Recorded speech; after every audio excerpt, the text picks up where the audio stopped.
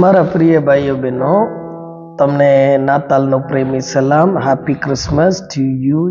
તિમોથીનો પહેલો પત્ર 3 અધ્યાય વચન 16 લખ્યા પ્રમાણે દેવનો પુત્ર મનુષ્ય રૂપમાં પ્રગટ થયું છે. જે દેવ છે, આકાશ તથા પૃથ્વીનો સર્જનહાર છે, તે આ જગતમાં માણસના રૂપમાં પ્રગટ થયા. જે ઈશ્વરનો પુત્ર છે, તેમના વિશે બાઇબલમાં લખ્યું છે, તે ઈશ્વરનો એકાકી જનિત પુત્ર, તે ઈશ્વરના સ્વરૂપ છે. આખા સૃષ્ટિને ઈશ્વરના પ્રતિમા છે, પ્રભુ ઈસુ છે. અને પ્રભુ ઈસુને એક જગ્યાએ નામ આપવામાં આવ્યું છે, તે ઇમાનુએલ છે. ઇમાનુએલ એટલે દેવ આપણા સાથે છે. દેવ આપણા સાથે છે. લુક લખેલી સુવાર્તા અધ્યાય 2 વચન 8 થી 20 સુધીની વચન. તે દેશમાં ગેટા બાળકો રાત્રે ખેતરમાં રહીને પોતાના ટોળાને સાચવતા હતા. પ્રભુનો એક દૂત તેઓની પાસે આવીને ઊભો રહ્યો ને પ્રભુના ગૌરવનો પ્રકાશ તેઓની આસપાસ દેખાયો અને તેઓ ઘણા ભયભીત થયા. દૂતે તેઓને કહ્યું કે બેહોમાં, કેમ કે જુઓ, હું મોટા આનંદની વાર્તા તમને કહું છું, અને તે સર્વ લોકોને માટે થશે. કેમ કે આજ દાઉદના શહેરમાં તમારે સારું એક તારણહાર એટલે ક્રિસ્ત પ્રભુ જન્મ્યો છે. તમારે સારું એ નિશાની છે કે તમે એક બાળકને લોકડામાં લપેટેલો ગબાણમાં સૂતેલો જોશો. પછી દૂતોની સાથે આકાશી સેનાનો સમુદાય એકાએક પ્રગટ થયો. તેઓ દેવની સ્તુતિ કરીને કહેતા કે પરમ ઊંચામાં દેવને મહિમા થાવો, તથા પૃથ્વી પર જે માણસો વિશે તે પ્રસન્ન છે તેઓને શાંતિ થાવો.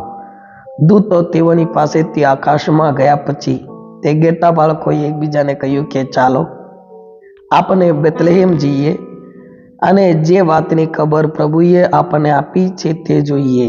ક્રિસ્ત ઈસુ તારણહાર પ્રભુ ઈસુ આ જગતમાં જન્મ પામ્યા છે. એ એક કાલ્પનિક વાત નથી. ઇતિહાસમાં જે થયું છે તેને આજે પૂરા જગતના લોકો ઉત્સવે છે. તેમાં આપણે બધા સાથે મળીને ઉત્સવવાનું, કારણ કે પ્રભુ ઈસુ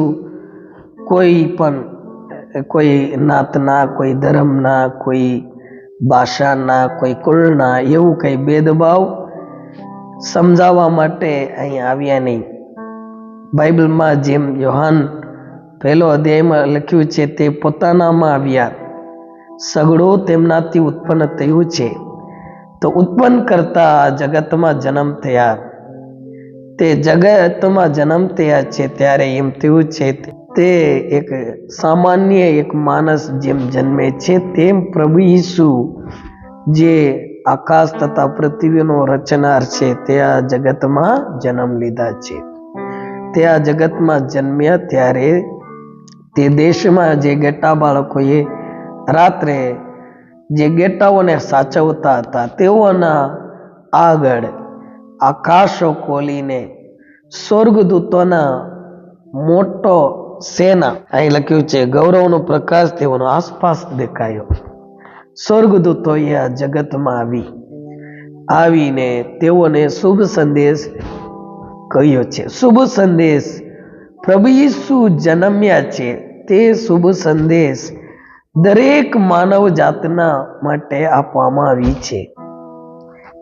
જેમ આજે તમને આ સંદેશ દ્વારા હું તમને કહું છું, તેમ પૂરા જગતમાં પ્રભુ ઈસુ જન્મ્યા છે તે વાતો દર વર્ષે પ્રગટ કરવામાં આવે છે.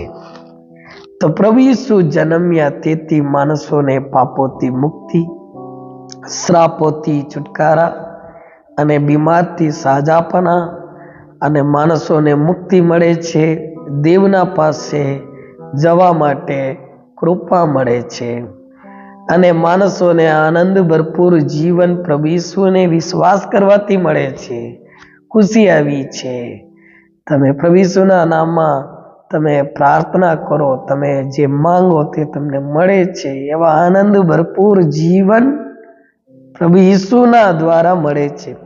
તે આ જગતમાં એક બાળક થઈને જન્મ્યા છે. બાઇબલમાં આમ પણ લખ્યું છે, આપણા માટે એક બાળક અવતર્યો છે. આ જગતમાં ઘણા બાળકો જન્મ થાય છે, ઘણા મહાન ગણાય છે, ઘણા ભગવાન પણ ગણાય છે, ઘણા મહાન પુરુષો ગણાય છે, પણ દેવના તરફથી એક જ બાળક માણસના ઉદ્ધાર અને મુક્તિના માટે આપવામાં આવ્યું છે.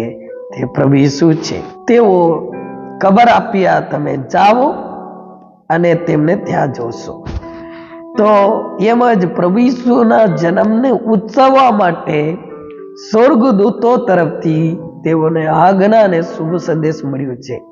તમને શુભ સંદેશ મળી ગયો. તમે પ્રભુ ઈસુને માનો છો અને પ્રભુ ઈસુના જન્મ વિશે તમે સાંભળો છો, અને પ્રભુ ઈસુને જેવો એમના જન્મને જેવો ઉત્સવે છે તેઓના સાથે મળીને આપણે બધા પ્રભુ ઈસુનો જન્મને સ્તુતિ અને ગીતો દ્વારા, જેમ આકાશના દૂતોએ આ જગતમાં પ્રગટ થઈને પ્રભુ ઈસુ જન્મ્યા તે કારણથી તેઓએ આભાર સ્તુતિ કર્યા.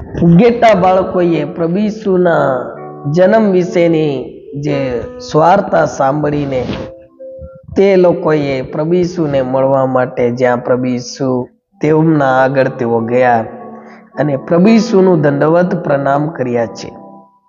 દંડવત પ્રણામ કરીને નમન કર્યા છે. અને એમ જ તેઓ રહ્યા નહીં.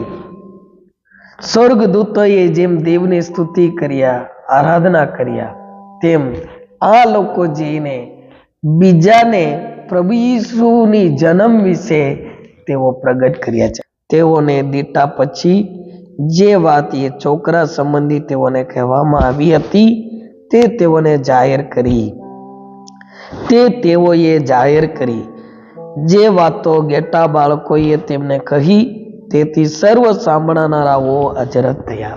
માટે આપણે પણ એકબીજાને, આપણા પડોશી, પરિવાર, આપણા જાણીતાઓને પ્રભુ ઈસુના જન્મ વિશે જાહેર કરીશું, કારણ કે આ વાત શુભ સંદેશ છે. પ્રભુ ઈસુ એક સામાન્ય માણસ નથી, તેને પ્રગટ કરવામાં આવ્યું છે. યશાયા પ્રબોધક પુસ્તક 9મો અધ્યાય વચન 6 પ્રગટ કર્યું, કેમ કે આપણે સારો છોકરો અવતર્યો છે, આપણને પુત્ર આપવામાં આવ્યો છે, તેની ખાંદ પર રાજ્ય અધિકાર રહેશે. તેને અદ્ભુત મંત્રી, પરાક્રમી દેવ, સનાતન પિતા ને શાંતિનો સરદાર એ નામ આપવામાં આવશે.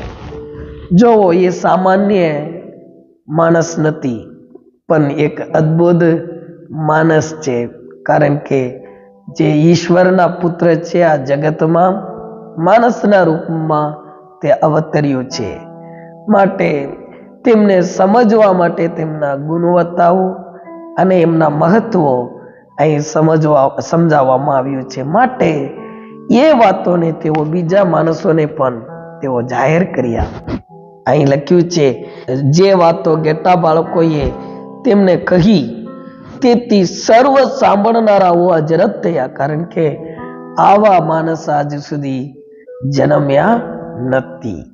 પ્રભુ ઈસુનો જન્મ એક અદ્ભુત છે. 20મો વચનમાં લખ્યું છે, ગેટા બાળકોને જેમ કહેવામાં આવ્યું હતું તેમ તેઓએ બધું સાંભળ્યું તથા જોયું. તેને લીધે તેઓએ દેવનો મહિમા તથા સ્તુતિ કરતા પાછા ગયા.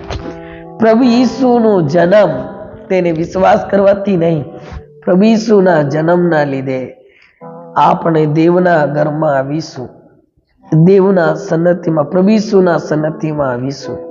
પ્રભુ ઈસુને જેઓ એમના જન્મને ઉત્સવે છે તેઓના સાથે મળીને આપણે પણ ઉત્સવીએ, દેવને મહિમા કરીએ. કેટલા સુંદર ગીતો બનાવ્યા છે, જે નાતાલ, ક્રિસમસની ગીતો, તેને ગાઈશું, દેવને આભાર સ્તુતિ કરીશું, કારણ કે આ છે આપણને શાંતિ દેવાવાળા, આ છે આપણને પાપોથી મુક્તિ દેવાવાળા, શ્રાપોથી આપણને છોડાવનાર છે, અને શૈતાનના બંધનથી છોડાવે છે.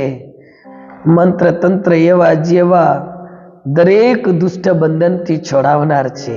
આનંદ ને ખુશી પ્રભુ ઈસુ આપનાર છે. તમે તેમના નામમાં પ્રાર્થના કરો તો પ્રભુ ઈસુ તમારા પ્રાર્થના સાંભળે છે. તમે એમના સાથે વાત કરી શકશો અને તમે પ્રભુ ઈસુના નામમાં વિનંતી કરો. તમે જે શાંતિ ને ખુશી તમે માંગો છો તે તમને મળે છે. તેને આ જગતમાં કેટલા લોકો અનુભવ કર્યા છે કે એવા ખુશી ને આનંદને આપનાર પ્રભુ ઈસુના જન્મને ઉત્સવીશું.